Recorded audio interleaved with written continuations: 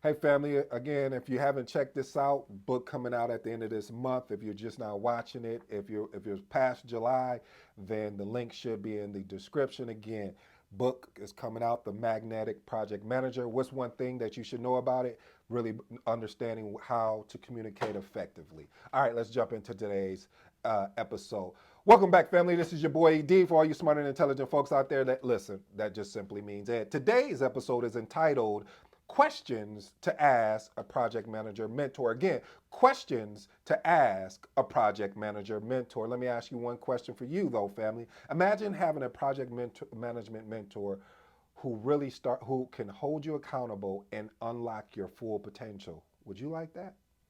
Well, stay along with me so we can make sure you ask the right probing questions to your mentor.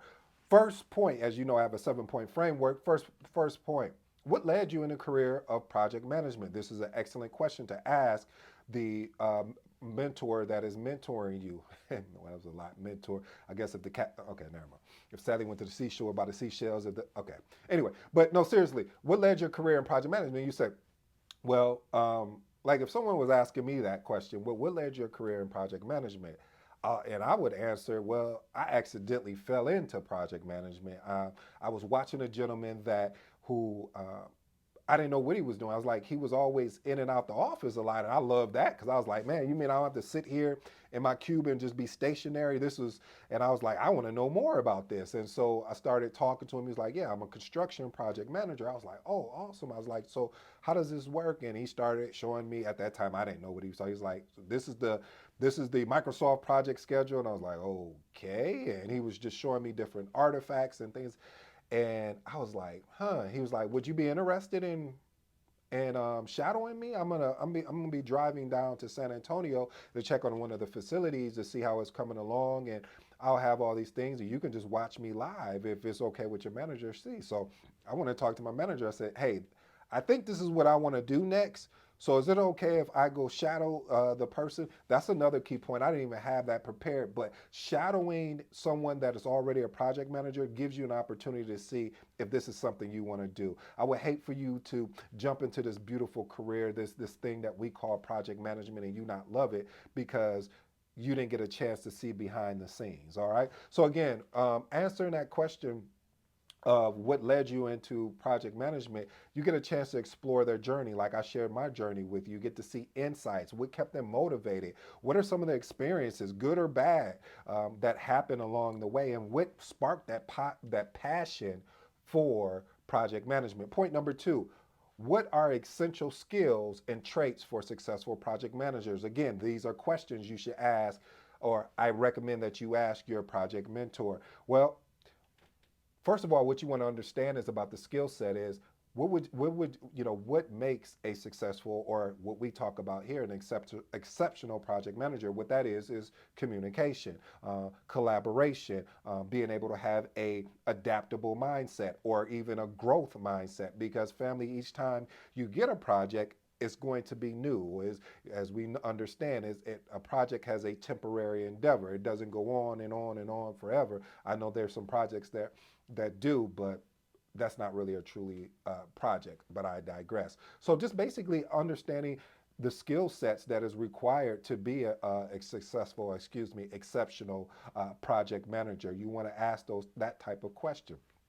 Question number three you want to ask your project mentor is, how do you approach project planning and organization? That is huge because everyone has their different ways of how they approach the planning aspect. And then once everything is planned, how do you go about organizing it to make sure that it makes sense to your end user?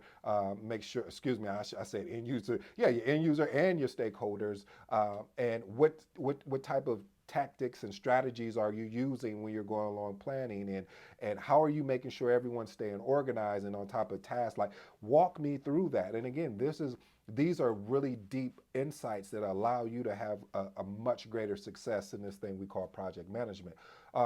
Point number four, or question number four that you can ask: what strategies do you use for effective stakeholder management? Let me tell you something, family. Without people,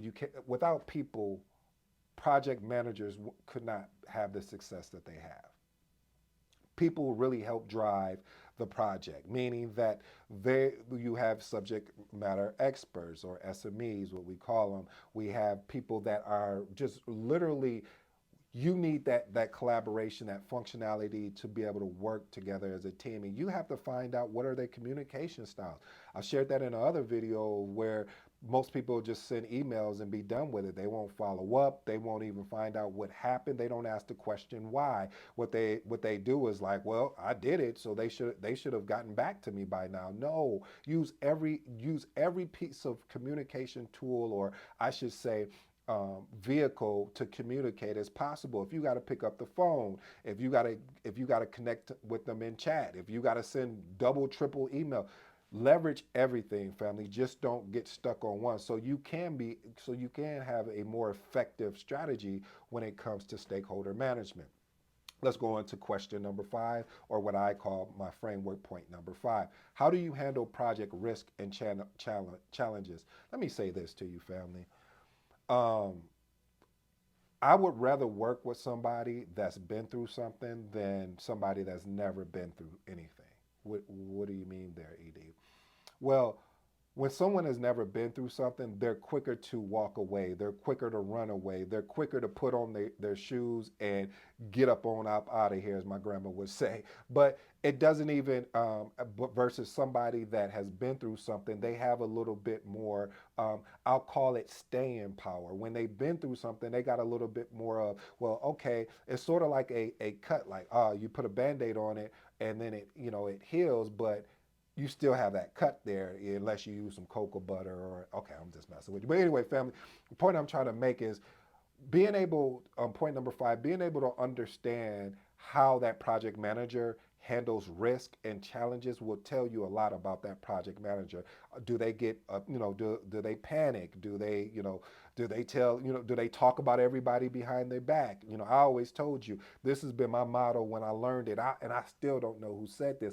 I would rather stab you in the front than in the back. Again, I would rather stab you in the front than in the back. What does that mean, ED? That just simply means, it's an analogy, of course. I don't literally mean I'm going to stab somebody, but what I'm saying is, whatever I got to say about you, I'm going to say it directly to you. I don't need to go around to John or Sam or Susie and say what I can say to you directly, whether good or bad. And it's not being boisterous. It's just saying, why do that? And then you hear it from one of those people and the communication is messed up. You played that game, family. If you haven't, there used to be a game when I was coming up, and this taught me a lot about communication. And how it went is that everybody, well, excuse me, there was 2 games about that. So I'm gonna give you the one that now that just hit me is, you would tell somebody something, they would tell the next person. By the time it got down the line to the last person, what the first person said, it was irrelevant. What do you mean irrelevant? What I mean is, it didn't even, it was nowhere close to what the first person originally said. So family, I say all that to say that when you are working on a project that is challenging and risky, get excited. I know it doesn't seem like it, but you're going to learn so much from this, and that it's actually going to allow you to be a better project manager. Point number 6, 2 things that I love about project management is what? Communication and collaboration. But nope, this is not about communication. However, it is, what is your approach to team leadership and collaboration? Listen, your mentor should be able to give you a framework of how they lead. Some project managers micromanage. Some project managers manage and they don't lead. As you know, there's 2 different things when you manage and you lead. When you lead to inspire, to motivate, to groom, and to grow, and to be someone that they can count on, not just when times are good, also when times are bad. Lean on me.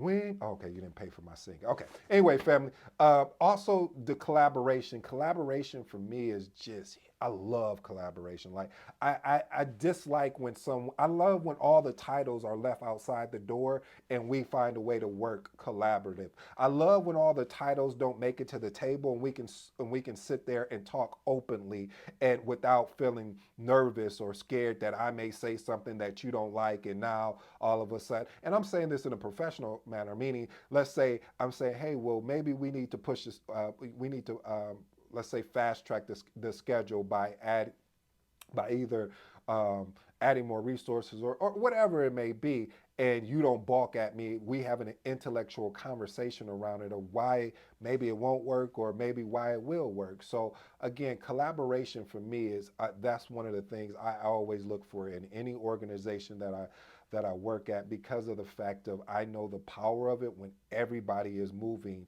at one accord. It really helps.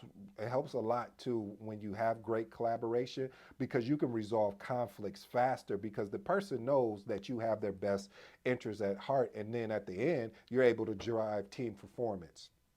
My last and final, um, my last and final point here, which the last and final question I believe, again, this is just me, that you should ask your project mentors: how do you manage the triple constraints, which is scope, time, cost, as well as quality?